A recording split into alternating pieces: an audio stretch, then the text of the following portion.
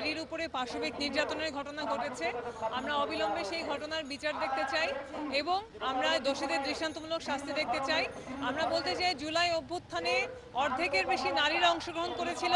একটা নারীর জন্য নিরাপদ দেশ হবে এই প্রত্যাশায়, কিন্তু তারপরও আসিয়ার মতো ঘটনা এবং অসংখ্য নারী নির্যাতনের ঘটনার মধ্য থেকে এবং নারী বিদ্বেষী নানা তৎপরতার মধ্য থেকে আমরা সেই সম্ভাবনার অপমৃত্যু দেখতে পাচ্ছি এবং আমরা অবিলম্বে কুমিল্লার মুরাদনগরে এই যে নারী নির্যাতনের ঘটনা তার সাথে জড়িত সকলের দৃষ্টান্তমূলক শাস্তি দাবি করছি।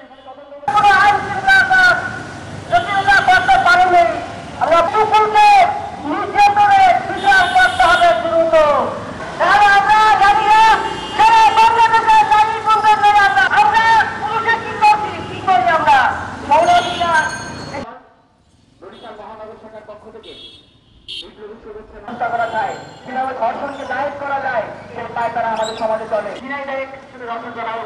প্রতিনিয়ত আমরা যখন ফেসবুকে